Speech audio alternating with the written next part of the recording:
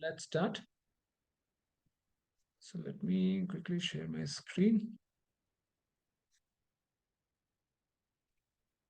Is my screen visible? Yes, Prabhu, it is visible. So let's start with prayers. Om Ajnanatimirandhasya Jnananjana Chakshurunmilitam Yena Tasmai Shri Guruve Namah.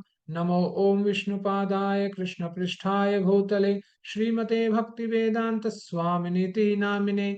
Namaste Saraswati Deve Gauravani Pracharine Nirvishesha Shunyavadi Paschat Deshitarine. Jai Shri Krishna Chaitanya Prabhu Nityananda Shri Advaita Gadadhara Shivashadi Gaura Bhakta Vrinda. Hare Krishna, Krishna Krishna, Hare Hare, Hare Rama, Rama Rama, Hare Hare. Okay, so as we are going on with the combo of three shlokas, we have covered 51 and 52. So today is the time of the last verse of this combo, that is 53. Okay, so let me read out the shloka. It says, Ahankaram balam darpam kamam krodham parigraham vimuchya nirmamha santo brahma bhuyai kalpate. So see, till now, Krishna has been telling about various qualities that we have to adopt in order to become self-realized. Brahma bhuyai kalpate. So if you see in, let's see the translation first. If you see the fourth line, it starts from false ego. Means when we read it, it is who is always in trance and who is detached, free from false ego, false strength, false pride, lust, anger, and acceptance of material things, free from false proprietorship, and peaceful. Such a person is certainly elevated to the position of self realization.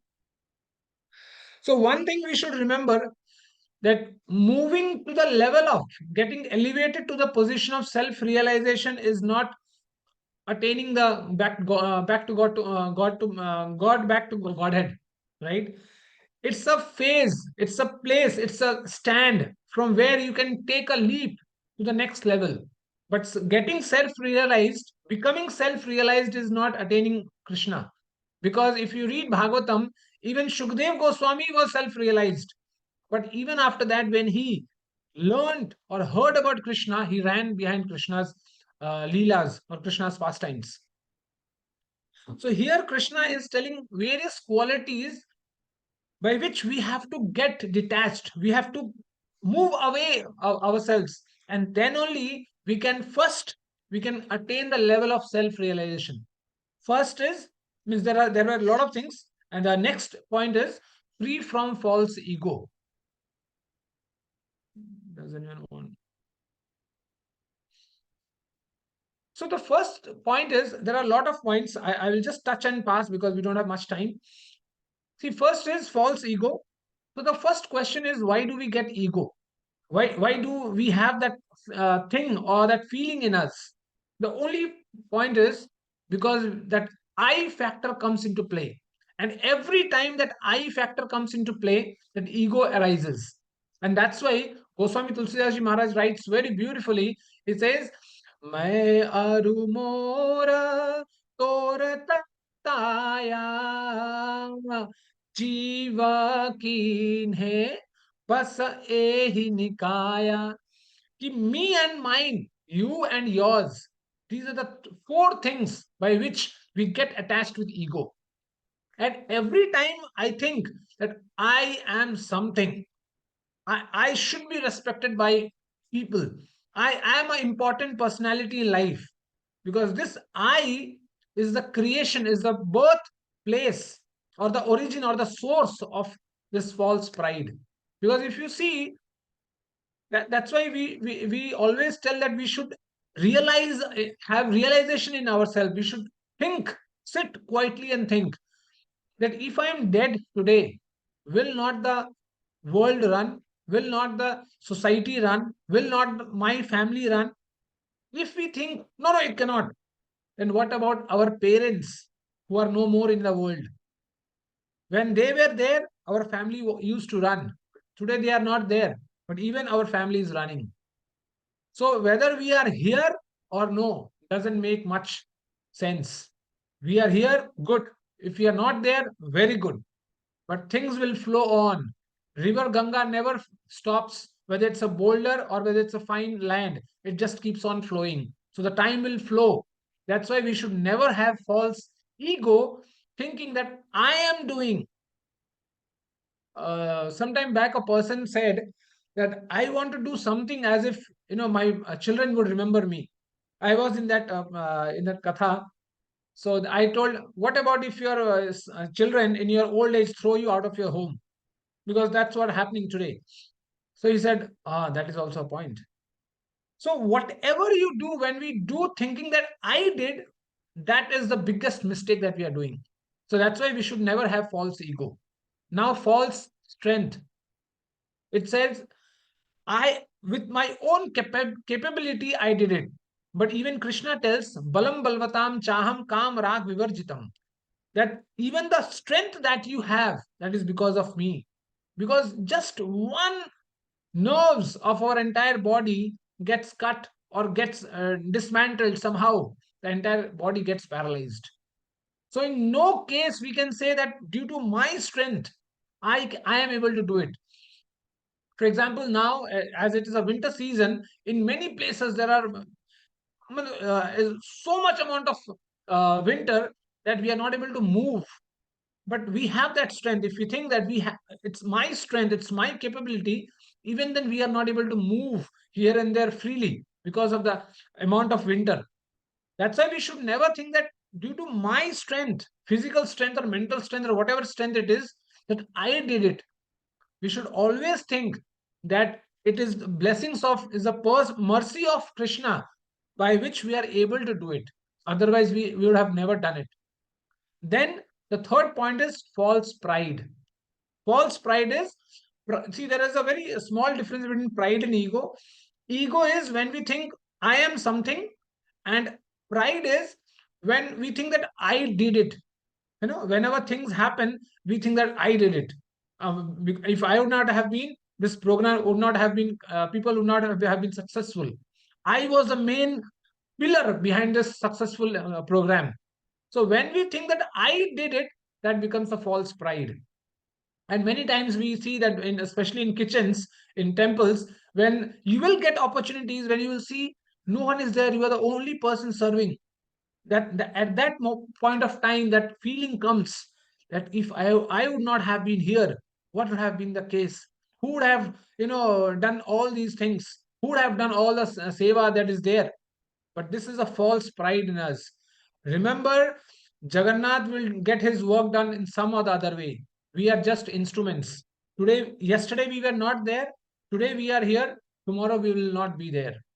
So I did it. The false pride that we have, we should never have. Next is lust. Next is anger. So if we have anger, if we have lust, then I think we have already read about these two things that Krishna tells. Rividham narkasya idam dwaram nasham atmanah काम क्रोध तथा लोभ tasmat etat prayatejet.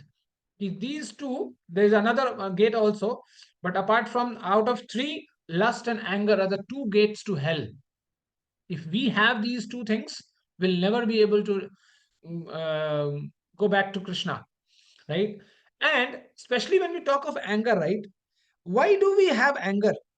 The only reason is because when we think that things should happen in the way I want, right? Again, that I has come, and the thing doesn't happen, then that anger comes out.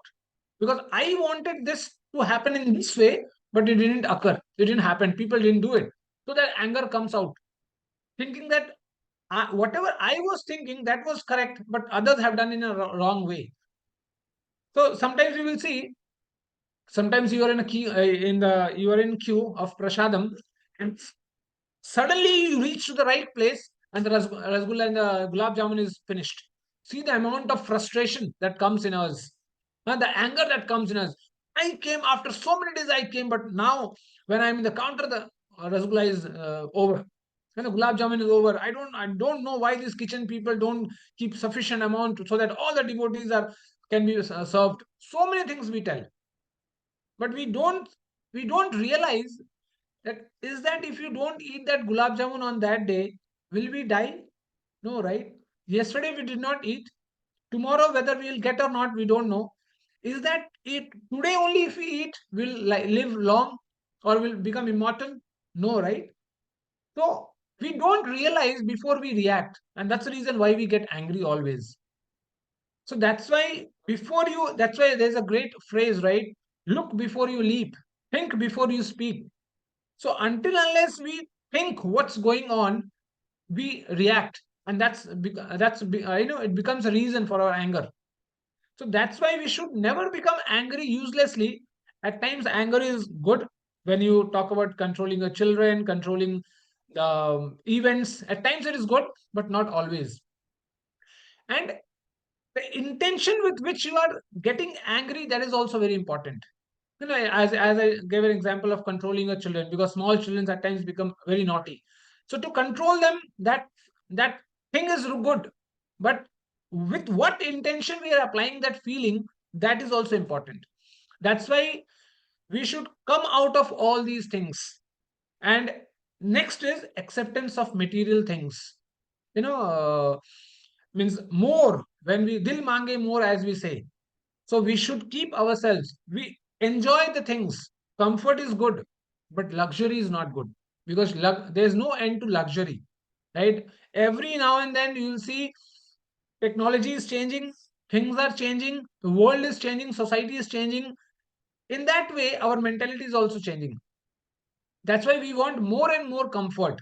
And the more comfort we go into, we will not be able to do devotional service in our life, because we think, okay, if this we would have got, we would have done this way, if we would have got this thing, we would have chanted more rounds.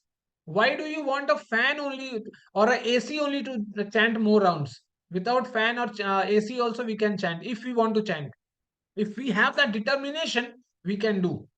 But that wave that has come in, that we want material engagements, material luxury, and due to this we think that we are doing, but actually we are not doing. That's why we always see, we always chant with right hand, and in the left hand we have another friend of our life. That's a life in today's world. That's a lifeline. That's whose name is mobile. That's why we always do parallel working. So that's why we should keep away ourselves from this too much, proclamation, proclaiming things, proclaiming material things. And the next is free from false proprietorship, that this is mine. And this, why does this proprietorship comes more, more than required? Because we start thinking that we are permanent. We will never leave this world. We will stay forever. We will enjoy till the last lease. We will not leave this world and till the entire universe gets destroyed. So that feeling when we have, we start getting false proprietorship in ourselves. That's why Krishna says all these things have to be left behind. Vimuchya, one word, if you see the sloka, you will see that one word has been used. Vimuchya means you have to sacrifice all these things. And the last point that Krishna mentioned is, it's very important, that is peaceful. We have to be calm. And that's why all the qualities, or all the prerequisites, I can say, that Krishna has mentioned, in one of those, there are two things that are very nicely mentioned. One is be alone, where Krishna says lives in a secluded place. Try to be alone in life, because until unless we are alone, we will never get a moment for self realization. And if you don't get a time for self realization, we will never be attained to the level that we want. That's why if you read 50th shloka, just 3 verses back, Krishna tells in that, learn from me how you can reach to the level of self realization. That's why we don't have to roam about here and there in doing different things, different magic, different permutation, combination. That's why Krishna has given us the formulas, very intact formulas, that by following all these things, we can become self realized. And when these, see, these are not as easy as said, right? We have been doing so many with from so many years. We have been chanting, we have been doing and attending Mangala Arati, this, that. Then also, if you see whatever qualities or whatever prerequisites Krishna has mentioned here, somewhere or the other, we see ourselves failing. Why? Because we have never self realized these things. We speak, we hear, but we don't take into our heart. Okay, you have come, I have come. Okay, someone will speak, someone will hear. You go, I go, goodbye. That's it. Because that's why this Bhagavad Gita is never to be read, it's to be studied. And when you study, there are various levels how we study. We take each things, every moment, every instant of our life. We always keep ourselves engaged in this, in the words of Krishna, thinking that Krishna has told this thing, whether I am doing or not. Let be, maybe you are not being noticed. That's not important. People, no one is there in this world who will let us take to Krishna. But the words of Krishna, and as that's why Prabhupada very, very nicely has coined this science of self realization. If we implement all these things, that becomes a science of for self realizing. That's why Prabhupada has written Science of Self Realization book, and that's a very prominent book, one of the best books of Prabhupada. That's why Krishna says such a person is certainly elevated to the position of self realization.